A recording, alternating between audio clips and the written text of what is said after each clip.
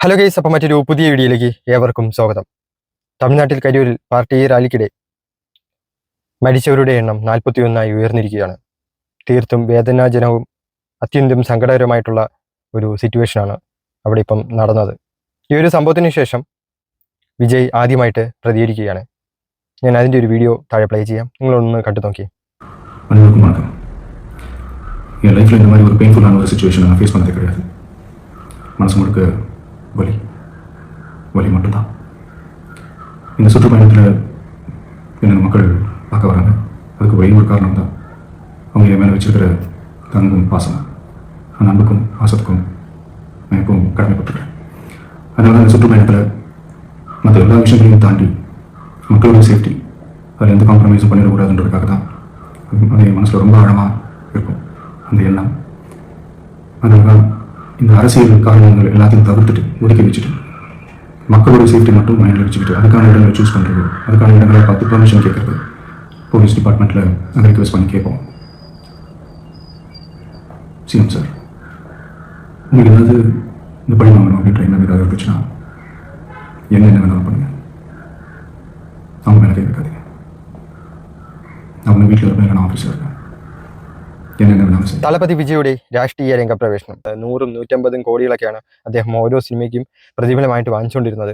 അതൊക്കെ മാറ്റിവെച്ചിട്ടാണ് അദ്ദേഹത്തിന്റെ ഈ രാഷ്ട്രീയ രംഗപ്രവേശനം. നിങ്ങൾക്ക് നോക്കിക്കഴിഞ്ഞാൽ അറിയാം, പലരും ഒരു രാഷ്ട്രീയത്തിൽ വന്നതിന് ശേഷം സ്വന്തം ഉന്നമനത്തിനും തൻ്റെ കുടുംബത്തിന്റെ ഉന്നമനത്തിനും വേണ്ടിയായിരിക്കും ആദ്യം കൂടുതലും പ്രയത്നിക്കുന്നത്. ആർക്കും ആദ്യത്തെ ഒരു നോട്ടം പണമാണല്ലോ. പണം എത്ര കിട്ടിയാലും ആർക്കും മതിയാവത്തില്ല. ഇദ്ദേഹത്തിൻ്റെ ഒരു കാര്യത്തിൽ ഒരു പടത്തിനാണ് അദ്ദേഹം 100-150 കോടികൾ വാങ്ങിക്കുന്നത്. ഒരു 10 പടം ചെയ്യുമ്പോൾ തന്നെ എത്ര കോടി രൂപ അദ്ദേഹത്തിന് കിട്ടുമെന്ന് നിങ്ങളൊന്ന് ആലോചിച്ച് നോക്കിയേ. അദ്ദേഹം പക്ഷേ അതൊക്കെ മാറ്റിവെച്ച് സിനിമയിൽ നിന്ന് ഒരു ഇടവേള എടുത്ത് അദ്ദേഹം രാഷ്ട്രീയത്തിലോട്ട് പ്രവേശിക്കുകയാണ്. തൻ്റെ കമ്മിറ്റ്മെൻറ്റ് ചെയ്തിട്ടുള്ള പ്രോജക്റ്റുകൾ തീർത്തതിന് ശേഷം പൂർണ്ണമായും അദ്ദേഹം രാഷ്ട്രീയത്തിലോട്ട് തിരിക്കുകയാണ്.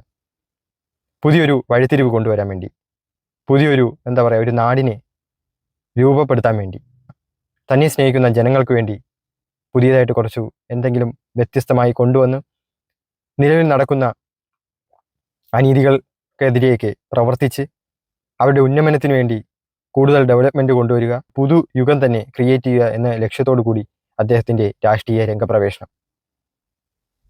തമിഴ്നാട്ടിൽ കാലാകാലങ്ങളായി നടക്കുന്ന ഒരു കാര്യമുണ്ട്. ഒരു സിനിമാ നടൻ ഒരു സ്റ്റാർഡം കിട്ടിയതിന് ശേഷം പതുക്കെ രാഷ്ട്രീയത്തിലോട്ട് ഇറങ്ങും. വർഷങ്ങളായിട്ട് നടക്കുന്ന ഒരു സൈക്കിൾ പോലെ നടക്കുന്ന ഒരു കാര്യമാണ് തമിഴ്നാട്ടിൽ. നമ്മുടെ കേരളത്തിൽ പക്ഷേ അതങ്ങനെ അത്രത്തോളം വരത്തില്ല. കാരണം നിങ്ങൾക്ക് അറിയാമല്ലോ, പറയാതെ തന്നെ നമ്മുടെ വിജയ് രാഷ്ട്രീയത്തിൽ പ്രവേശനം ചെയ്യുന്നതിന് മുമ്പ് തന്നെ നമ്മുടെ സൂപ്പർ സ്റ്റാർ രജനീകാന്ത് സാറും കമൽ സാറും ഒക്കെ ഈ ഒരു രാഷ്ട്രീയ രംഗപ്രവേശനം നടത്തി. ഒരു പാർട്ടി രൂപീകരണവും ബാക്കിയൊക്കെ നടത്തിയെങ്കിൽ പോലും പൂർണ്ണമായിട്ടും പരാജയപ്പെടുകയാണ് ചെയ്തത്. വേണ്ടത്ര ജനശ്രദ്ധയും ഒരു സപ്പോർട്ടും അതിന് കിട്ടിയില്ല. പക്ഷേ തളപതി വിജയുടെ രംഗപ്രവേശനം പലർക്കും കല്ലുകടിയായി. ആരും എക്സ്പെക്റ്റ് ചെയ്തില്ല. അത്രമാത്രം ജനപിന്തുണയാണ് അദ്ദേഹത്തിൻ്റെ ഈ പാർട്ടിക്ക് കിട്ടിയത്. അദ്ദേഹത്തിൻ്റെ ഈ പാർട്ടിയെ സ്നേഹിക്കുന്നതിനേക്കാളധികം ഏറ്റവും കൂടുതൽ അദ്ദേഹത്തെ ഒരു സിനിമാ താരത്തെ, വിജയ് എന്ന സിനിമാ താരത്തെ സ്നേഹിക്കുന്നവരുടെ ഒരു കൂട്ടായ്മയാണ് നമുക്ക് കാണാൻ കഴിയുന്നത്. അത് ലക്ഷക്കണക്കിന് അദ്ദേഹത്തിൻ്റെ ആ ഒരു പ്രസംഗം ആയിക്കോട്ടെ, റാലി ആയിക്കൊള്ളട്ടെ, അതിൽ ഒത്തുകൂടുന്ന ജനങ്ങളുടെ ഒരു സപ്പോർട്ട് ഏതൊരു ഭരണ പാർട്ടിയെയും വിറപ്പിക്കുന്ന തരത്തിൽ അല്ലെങ്കിൽ ഭയപ്പെടുത്തുന്ന തരത്തിലുള്ള ഒരു പിന്തുണയാണ് അദ്ദേഹത്തിന് കിട്ടിയത്. അദ്ദേഹത്തിന് ഒരു രാഷ്ട്രീയ പ്രവർത്തകൻ എന്ന രീതിക്കായിട്ടുള്ള പിന്തുണ ആയിക്കൊള്ളട്ടെ, അതല്ലെങ്കിൽ ആ രാഷ്ട്രീയത്തിലോട്ട് തന്നെ അദ്ദേഹത്തിനെ സ്നേഹിക്കുന്ന താരം എന്ന നിലയിൽ സ്നേഹിക്കുന്ന ജനങ്ങളും കൂടി ചേർന്നപ്പോൾ അതൊരു വലിയൊരു ബലമായിട്ട് തന്നെ മാറി. അത് പലർക്കും ഭീഷണിയായി തോന്നി. അങ്ങനെ ഇരിക്കുന്ന സമയത്താണ് ഈ കരിയൂരിലെ ഈ ഒരു സംഭവം നടക്കുന്നത്. യാദൃച്ഛികം. ഇടയ്ക്ക് ഞാനൊരു ചെറിയൊരു ക്ലിപ്പ് നിങ്ങൾക്ക് പ്ലേ ചെയ്ത് തരാം. ഇതിനകത്ത് നിങ്ങൾക്ക് ആർക്കാണ് ഇവരെയൊക്കെ കൺട്രോൾ ചെയ്യാൻ പറ്റുന്നത്? നിങ്ങളൊന്ന് ആലോചിച്ച് നോക്കി. ഇവരൊക്കെ തലയ്ക്ക് ഭ്രാന്ത് പിടിച്ച കണക്ക് സുനാമി വന്നു കഴിഞ്ഞാൽ ആർക്കെങ്കിലും തടുത്തു നിർത്താൻ പറ്റുമോ? നമുക്ക് മുൻകരുതലുകൾ എടുത്ത് മാറി നിൽക്കാനേ പറ്റത്തുള്ളൂ. പക്ഷെ ഇതുപോലെ വന്നു കഴിഞ്ഞാൽ ആർക്കൊന്നും ചെയ്യാൻ പറ്റത്തില്ല. അവരുടെ ആവേശം, അവരുടെ തിക്കും തിരക്കും കണ്ടു കഴിഞ്ഞാൽ തന്നെ ഏവരെയും ഭയപ്പെടുത്തുന്ന തരത്തിലുള്ളതാണ്. അവിടെയൊക്കെ അപകടങ്ങൾ പറ്റിയില്ലെങ്കിൽ അതിശയമുള്ളൂ സത്യം പറഞ്ഞു കഴിഞ്ഞാൽ. സ്കൂൾ എഡ്യൂക്കേഷൻ മിനിസ്റ്റർ ആയിട്ടുള്ള അൻബിൽ മഹേഷിന്റെ അഭിനയം ഏവരെയും ആശ്ചര്യപ്പെടുത്തുന്ന രീതിക്കുള്ളതായിരുന്നു കേട്ടോ സത്യം പറഞ്ഞു കഴിഞ്ഞാൽ. ഒരു ഓസ്കാർ കൊടുക്കാത്തക്കായിട്ടുള്ള എല്ലാ കഴിവും അദ്ദേഹം അവിടെ മാക്സിമം പ്രകടിപ്പിച്ചിട്ടുണ്ട്. സത്യം പറഞ്ഞാൽ അദ്ദേഹത്തിന് മുന്നിൽ നമ്മുടെ തളപതി വിജയൊക്കെ ഒന്നുമല്ലാതായി പോയ നിമിഷം ആ ഒരു വീഡിയോ കണ്ടിട്ടുള്ളവർക്ക് ഏവർക്കും മനസ്സിലാവും. ഞാൻ ജസ്റ്റ് ആ വീഡിയോ കൂടെ ഒന്ന് പ്ലേ ചെയ്യാം, നിങ്ങളൊന്ന് കണ്ടു നോക്കൂ.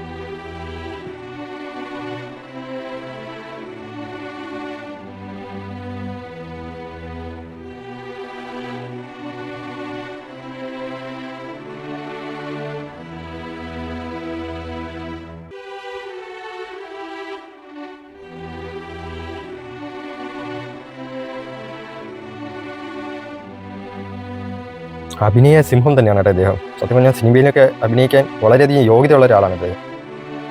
പ്രത്യേകിച്ച് വേറെ ഓഡീഷനൊന്നും വേണ്ട.